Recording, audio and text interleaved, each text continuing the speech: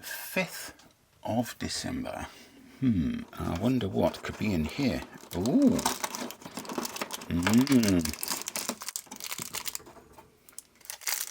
Crunchy bits.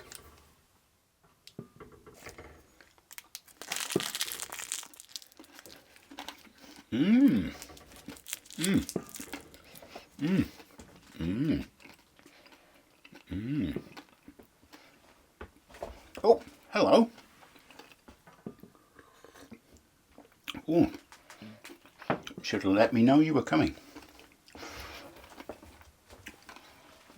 This is my first advent calendar since I was, well, a child. Little present from Lisa. I've had the 1st, 2nd, 3rd, 4th, and today, the 5th of December. Yep, it's coming up to that time of year again. Christmas is on the way, and normally, Christmas to me, living on my own and not being Christmassy, usually means that the supermarket's closed for 2 days, which is you suddenly think, oh, I just fancy, oh no, I can't. The supermarkets are closed. But no, since meeting Lisa, I've found myself suddenly very much looking forward to the whole festive period. As I say, Lisa's bought me an advent calendar. I told her I'd never had, well, I hadn't had an advent calendar in however many years, 45 years, something like that.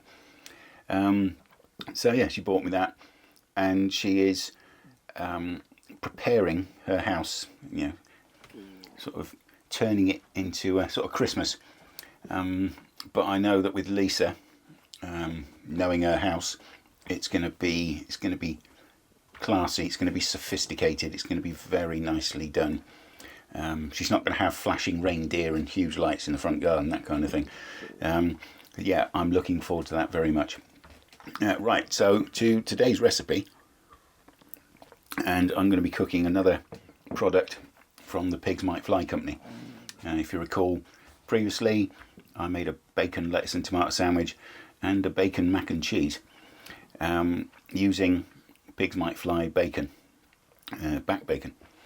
But this time I'm going to be cooking one of their gammon joints, a slipper joint, and I'm going to be boiling it and then roasting it in Coca Cola. It is actually Coca Cola, not a name brand. Yeah, I've heard and read a lot about it, and it's supposed to make the most incredible roast gammon.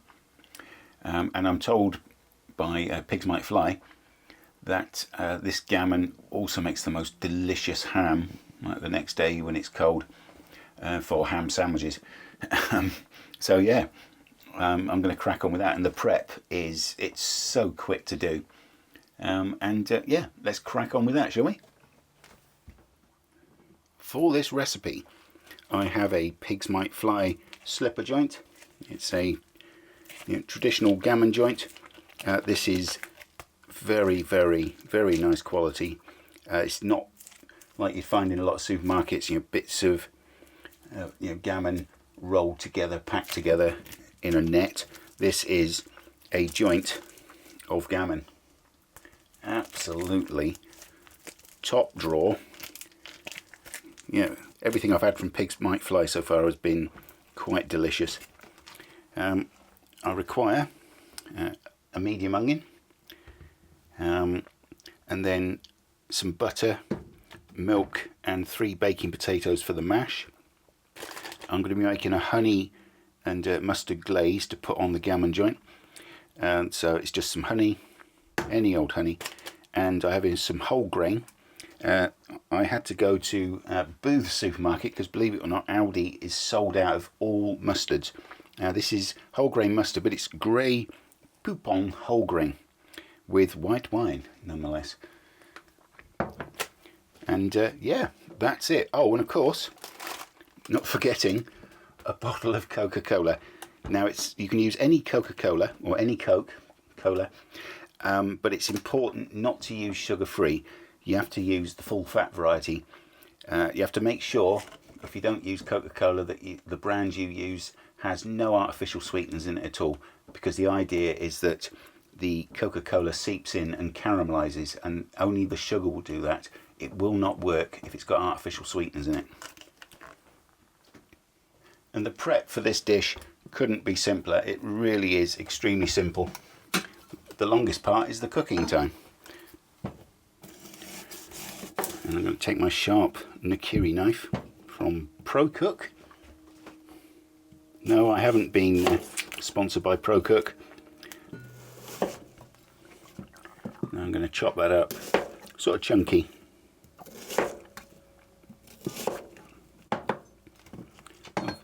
As thick as that, and then into bits. And I'm going to take a large pan. It's got to be large enough to sort of contain the whole gammon joint. If you have a deeper pan, even better. And I'll just bung the onion in the bottom. Then we take our gammon joint, and I'm going to carefully open it. I'll probably end up cutting through the string, but as I say, this joint is basically self-holding. Nothing on the bottom. And as this is a solid piece of meat, I'm going to take the net off. Quite beautiful. That is incredible quality. That is a solid, just over 2 kilo, 2.15 kilos. But 2 kilo, 1.5 kilo, anything like that's going to work lovely. Yeah, that is staggeringly good.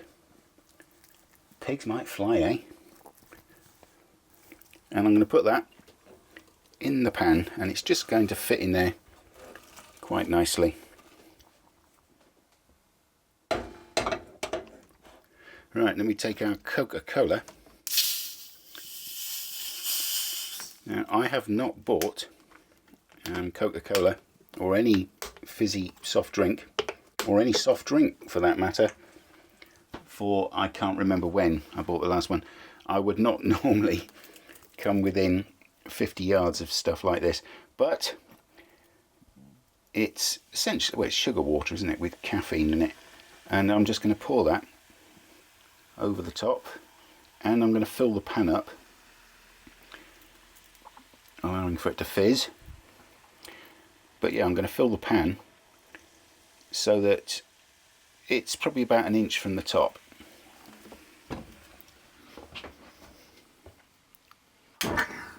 Light the burner, and yeah, as I say, you have to use full fat Coke.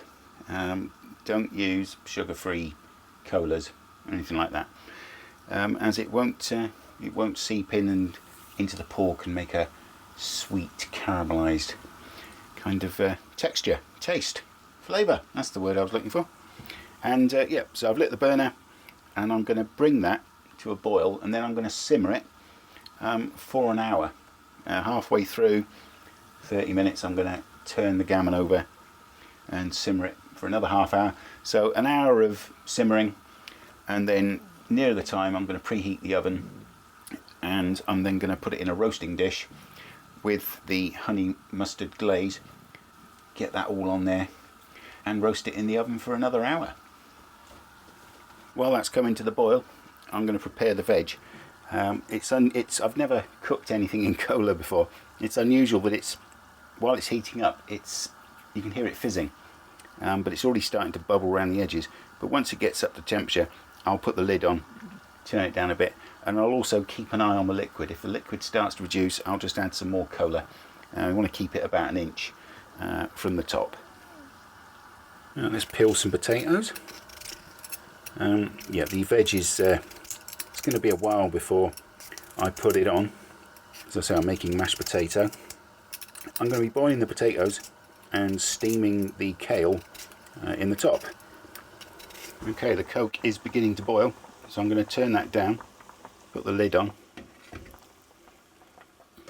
and I'm going to keep an eye on that. Basically allow it to simmer away for 1 hour. But I'm going to set the time for 30 minutes, where I'll then check the liquid, and turn the pork over. And I'm going to cut those up fairly small because I'm doing them in the steamer with the kale. I want to cook them fairly quick to make the mash so that they both come together at the same time. With steaming, you'd have to steam it for an incredibly long time to overdo the veg. I've put some water in the steamer. I'm going to add a nice little bit of salt to the water and then put the potatoes in there. Put the lid on top and then do the kale. Sort of cut it into strips.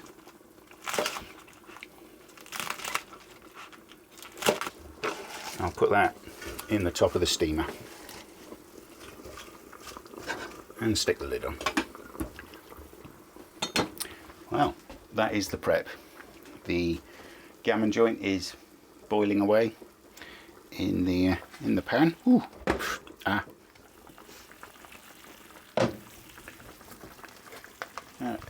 15 minutes gone and the cola has reduced. Now the lid's on, so I can only assume that it has soaked into the pork, which is a good thing. It means all that sweet flavour is seeping into the meat. So yeah, lid back on and I'll leave it for another 15 minutes.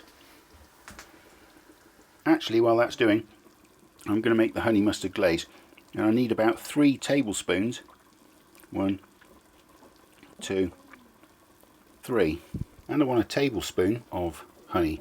And we're just going to stir that up together. 9 minutes to go before I turn the gammon over. Okay, the first half hour of boiling is up. And I only had to top it up the once with cola. And I'm going to very carefully, he says, turn the gammon over. Wow, that's boiling up absolutely beautifully. Very carefully, I don't want to let it splash. I don't want to get sticky cola all over my hob. Oh, which he goes and does. And I put the lid back on. No need to top the liquid up yet. It's looking very good. And I'll just turn it back down to a simmer. And that can have the final half hour of the 1 hour boiling. While that's boiling, just a little word about Christmas. As I said, it never really registered. It wasn't a thing. When you're on your own, and you have no sort of nearby friends and family, it has no meaning at all. I have received one Christmas card and it had an invoice in it. So it's like, Merry Christmas, here's a bill. You know, well, there you go. But I have noticed that, you know, riding my scooter, travelling about, you see people's front gardens. It's only the 5th of December. And I'm a bit of an old-fashioned kind of guy. I always thought you shouldn't put your decorations up until 12 days before Christmas, hence the 12 days before Christmas.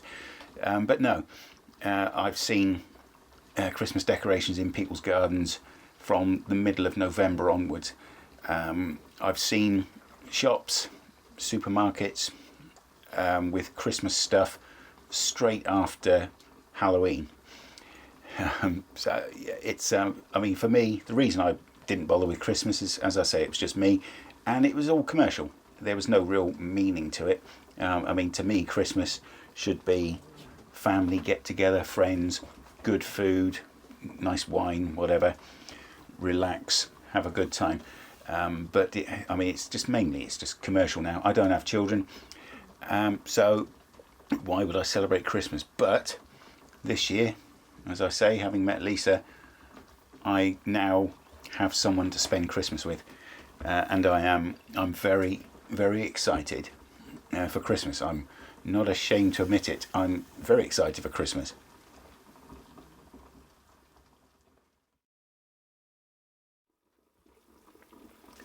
With 10 minutes of the boiling left to go, I'm just going to preheat the oven to 200C, about gas mark 6.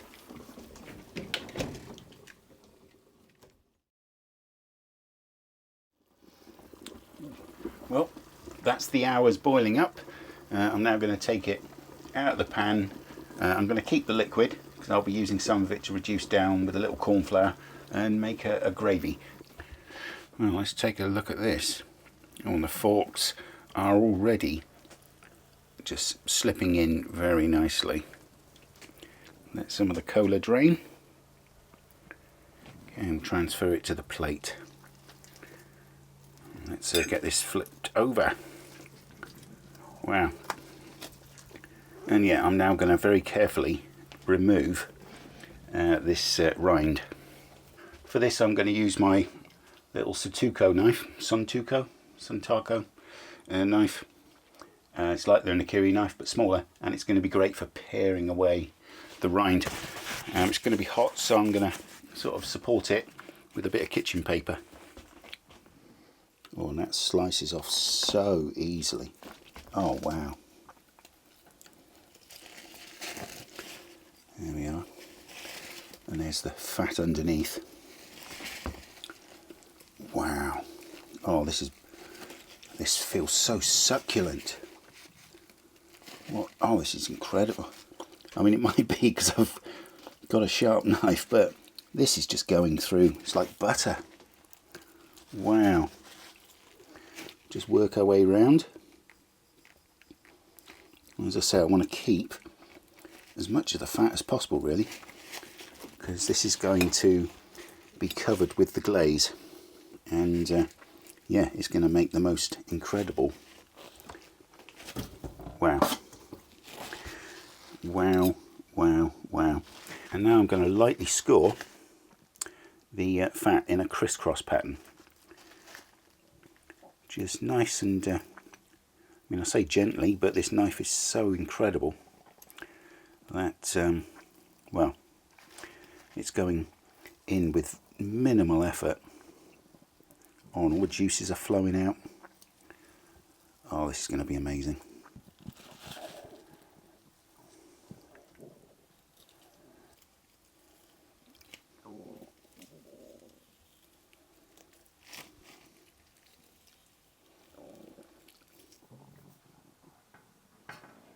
Absolutely awesome.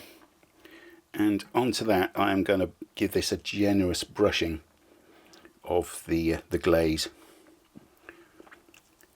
I mean, I possibly, instead of brushing it, I could just pour it on. I'll do that actually.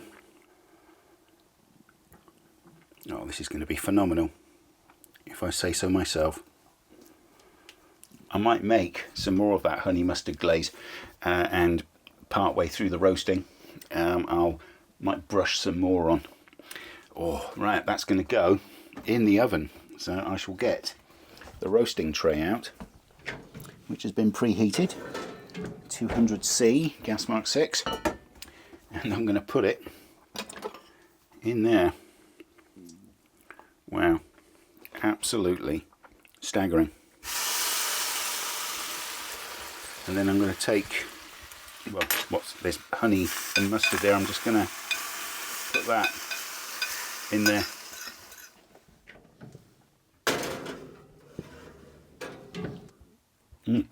1 hour, and yeah, I'll check it again in an hour's time. I can't wait.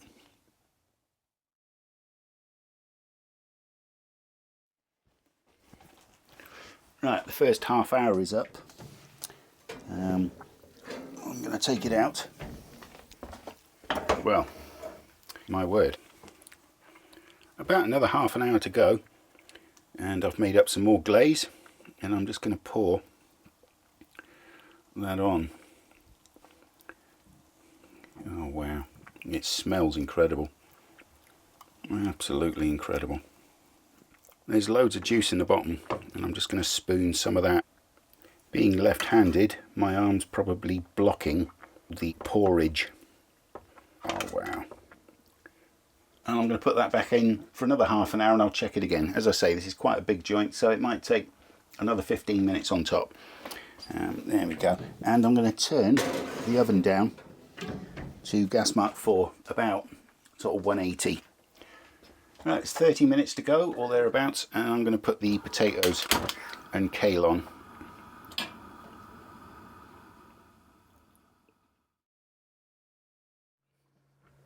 Right, the gammon's had an hour and a quarter, so it's basically done. So I'm going to take that out the oven.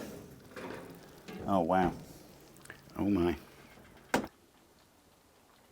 This looks and smells absolutely incredible, and I'm sure without a shadow of a doubt it tastes incredible as well.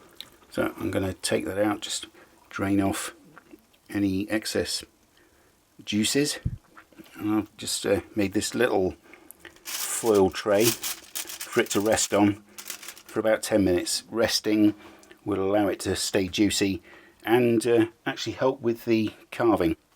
The potatoes and the kale are done, and I'm going to just pour this juice in with the gravy mix and light the burner. And while that's doing, into the potato I'm going to add a good bit of butter. I do like a nice buttery mash, probably that much.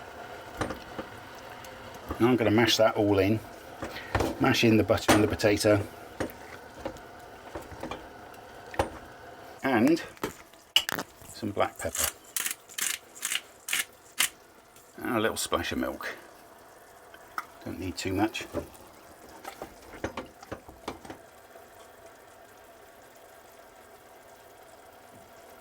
that's the mash done, and then the gravy, which has been simmering away, I'm going to pour in 2 teaspoons of sauce flour, though you can of course use corn flour. And then I'm going to stir that in and allow it to continue simmering. Oh my god, the gravy, you can't really taste the Coke, but there's a very sort of sweet and salty flavour. You've got the sweetness of the honey and the saltiness of the pork. I don't think I've ever tasted a gravy like it. I'm now going to carve the pork. Oh, it's practically falling apart.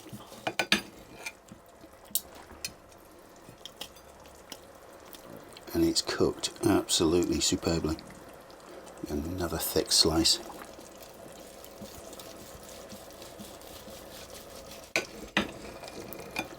This Nakiri knife may be for doing vegetables, but it's superb at slicing pigs might fly roast gammon. I've been complimented many times on how I can work in such a small space, and something such as this really stretches the limits of what I can do in this kitchen.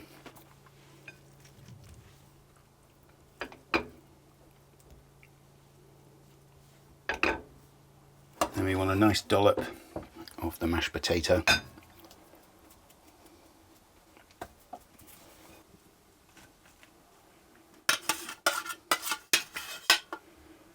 And to finish off, a good drizzle of the incredible gravy.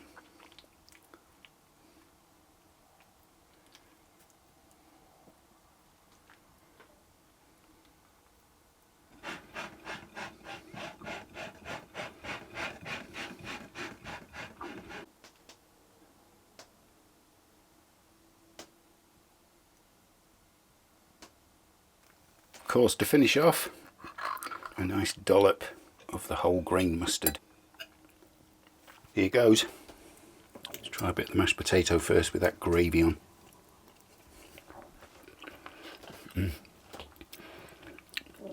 Lovely creamy mash, and that sweet honey taste. I'm assuming a lot of the sweetness comes from the Coca Cola, but it doesn't taste like Coca Cola, but it just makes such a deliciously sweet sauce. Let's try this pigs might fly gammon, boiled and roasted in Coca Cola.